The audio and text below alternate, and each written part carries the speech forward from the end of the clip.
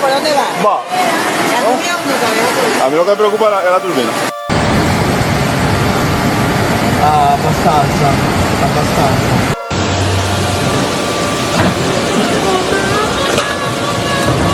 Oddio, mai ho riuscito a turbina.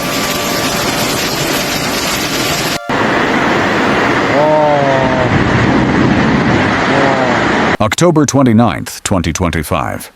Tonight, the Caribbean faces one of its darkest chapters in modern weather history.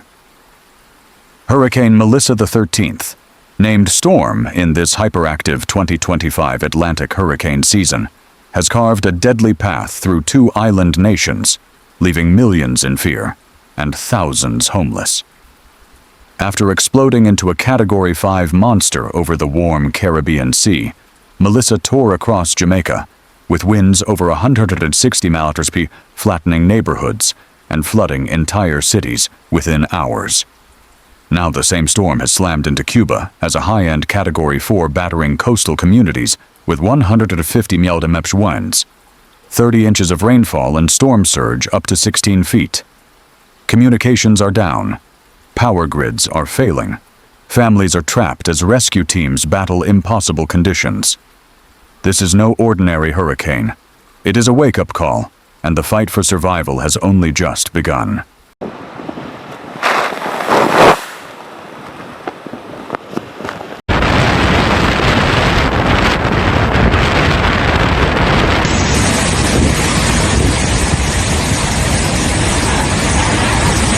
Hurricane Melissa made landfall on Jamaica's southern coast late Monday, with unimaginable force, the kind of storm meteorologists warn about for decades, but hope will never come true. With sustained winds over 160 mph and gusts even higher, roofs were torn from homes like paper lids. Palm trees snapped clean in half. Entire neighborhoods lost power within minutes as transformers exploded in the rain-soaked darkness. In Kingston, 33 inches of rainfall turned downtown streets into raging rivers. The international airport shut down under 3 feet of floodwater, leaving thousands of American tourists stranded with nowhere to go. Grocery store shelves emptied in hours as residents rushed to shelter in place. On the island's eastern slopes, relentless rain triggered landslides, one wiping out a hillside community outside St. Thomas Parish. Over 10,000 Jamaicans were forced to evacuate in the middle of the night, many escaping with only what they could carry. Eyewitness videos captured winds shredding zinc roofs and tossing cars like toys. One resident, shaking as she filmed from her stairwell, said through tears, "We survived Hurricane Gilbert in 1988. But this isn't like anything we've ever known. For Jamaica, a nation still counting the missing, the nightmare was only the beginning."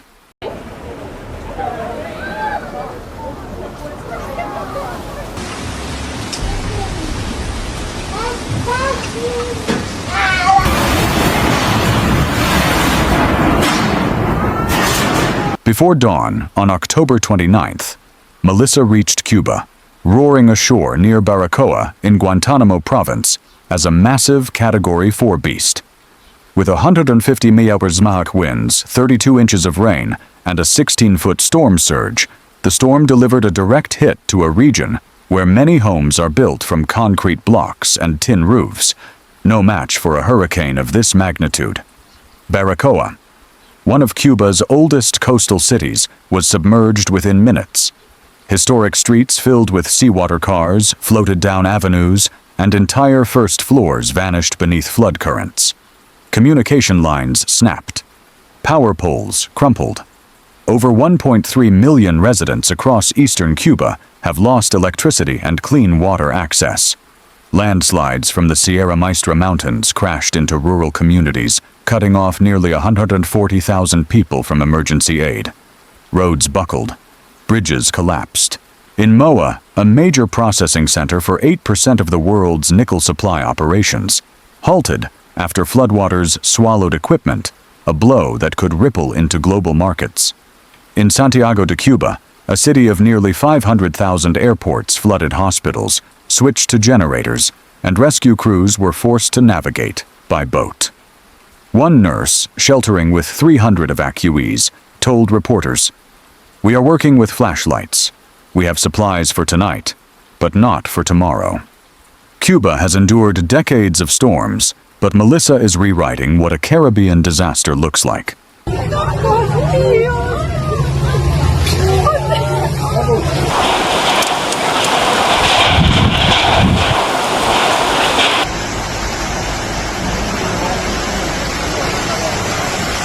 Across eastern Cuba, as Hurricane Melissa's eye wall stalled overhead, the night turned into a test of pure survival. Families in Baracoa climbed into attics as seawater burst through windows, swallowing living rooms. In Guantanamo City, hurricane winds peeled away roofs like tinfoil, turning metal sheets into airborne blades. One resident described the moment the storm hit. "We heard a roar, like a jet engine, in our hallway. Then the walls shook, and everything went black." In the mountains above Santiago de Cuba, torrents of water transformed steep slopes into mud avalanches, burying highways beneath dozens of feet of debris. Emergency responders attempted rescues, but were forced back by rock slides and zero visibility. Inside flooded hospitals, doctors worked by flashlight stitching wounds, while water dripped from ceiling tiles.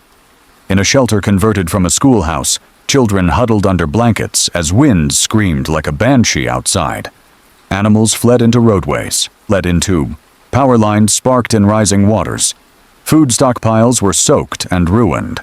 Frightened voices filled the airwaves. Radio stations, the last functioning communication in many areas, broadcast a chilling message.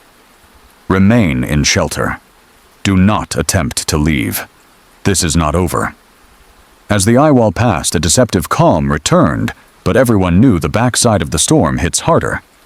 Melissa wasn't done.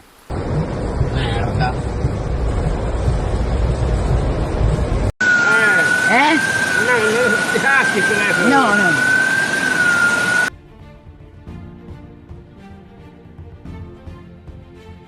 Hurricane Melissa didn't just form. It exploded into one of the most powerful hurricanes ever recorded in the Caribbean. Scientists say the storm was a perfect product of a warming climate. Ocean temperatures south of Jamaica reached nearly 80 Celsius, 30.5 degrees Celsius, some of the hottest waters ever measured in late October. Warm water is the fuel that hurricanes crave. Melissa found an endless supply. With little wind shear to tear it apart, the storm rapidly intensified, jumping from a tropical storm to a Category 5 hurricane in less than 36 hours. Meteorologists call this a worst-case scenario rapid intensification event.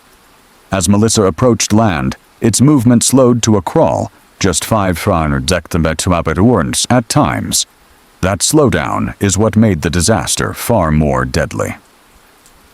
When a hurricane stalls, more time to dump catastrophic rainfall, more time for storm surge to push inland, more time for winds to tear apart buildings.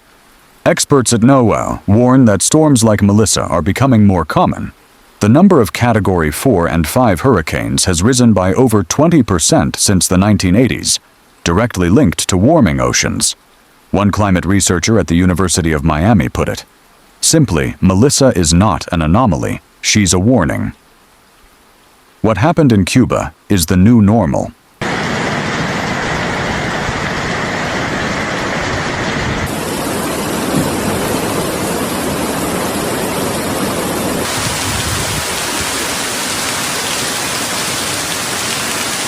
As Hurricane Melissa carved its destructive path across Cuba, every second became a battle for survival.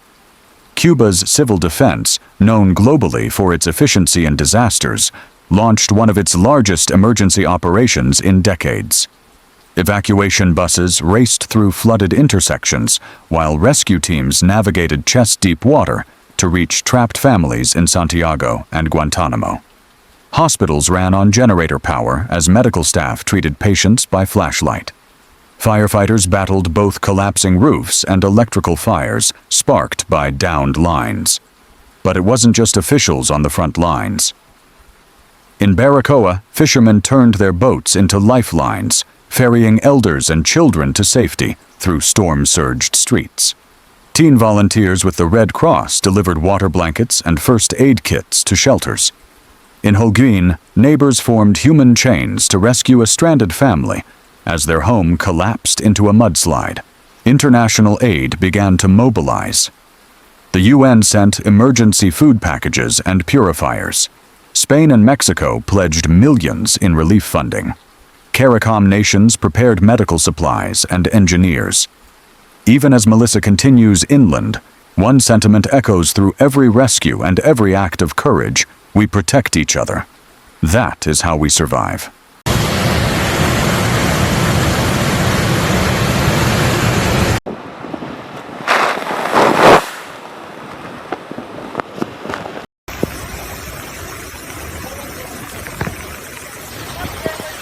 Hurricane Melissa is more than a single disaster.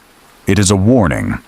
Across the Caribbean, the ocean is warming at record rates, transforming once rare monster hurricanes into annual threats. Scientists say storms like Melissa now intensify faster, grow larger, and hold more rainfall than even 20 years ago, a direct result of climate change. Melissa spent over 80 hours as a major hurricane, fueled by bath-warm waters near 86 hours descriptithierhus waters. That heat energy transformed a tropical wave into a catastrophic force that devastated Jamaica, crippled eastern Cuba, and now threatens the Bahamas. For millions living in coastal towns from Kingston to Baracoa, this isn't a future scenario. It's happening now. Infrastructure built for the past cannot withstand this new era of Category 4 and 5 giants. Families who once feared a hurricane every decade now face 2 or 3 per year. Insurance becomes unaffordable. Recovery slows, and each storm hits harder than the last. Yet in the chaos, a familiar truth emerges: human resilience. Every rescue, every shared meal, every hand-lifting debris is a reminder. When the winds rise, people rise higher.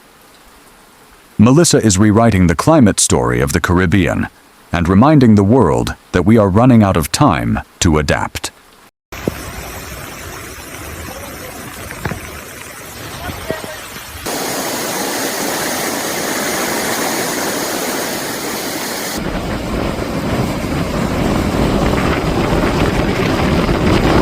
Tonight, as Hurricane Melissa pushes away from Cuba and churns toward the Bahamas, the storm leaves behind a trail of shattered homes, disrupted lives, and a region forever changed.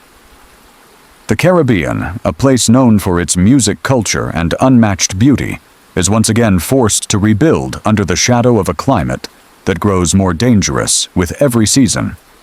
From the flooded streets of Kingston, to the wind-torn coastline of Baracoa, to the shelters filled with families who have lost everything.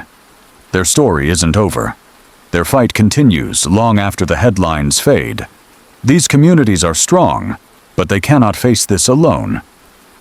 So as we follow Hurricane Melissa's path, we ask for one thing: stay informed, stay prepared, and stand with those in harm's way. Subscribe for daily updates on hurricanes, tornadoes, earthquakes, and extreme weather across the world. Like and share this video to help spread awareness. And let us know in the comments, where are you watching from, and how can we help you stay safe? Together we face the storm. Together we rebuild. And together we rise again.